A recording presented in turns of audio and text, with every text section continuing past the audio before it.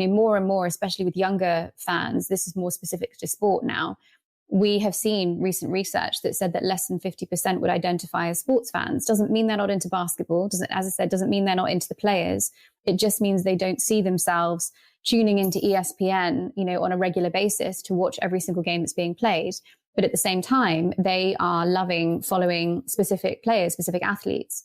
And, they love what they do outside of their, basketball life. So they're looking at what outfits they're wearing, what music they're into, what games they're playing, what food they're cooking, in some ways.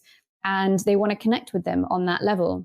And so, that's why you're seeing stuff like, the Instagram handle League Fits, which is all about, what are the athletes wearing pre-game, before they actually go on the court. You've got BR Kicks, which is all about the sneaker culture that is, ripe within the NBA.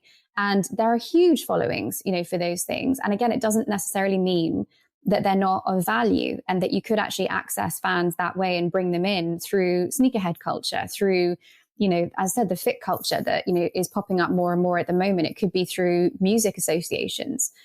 There's so much to it, and LeBron obviously doing the next Space Jam, that is going to excite a whole new, layer of really young kids to get into basketball in a similar way, that the Jordan documentary on Netflix had a huge impact on people revisiting basketball as a culture and as a game and getting more people in that way. So it's just about understanding that just because they're not exactly what you think they should be to define them as a traditional fan doesn't mean that you should be ignoring them. You need to categorize them. You need to think about their adjacent interests, and then you need to start designing communications, content, cultural ideas around all of those different things.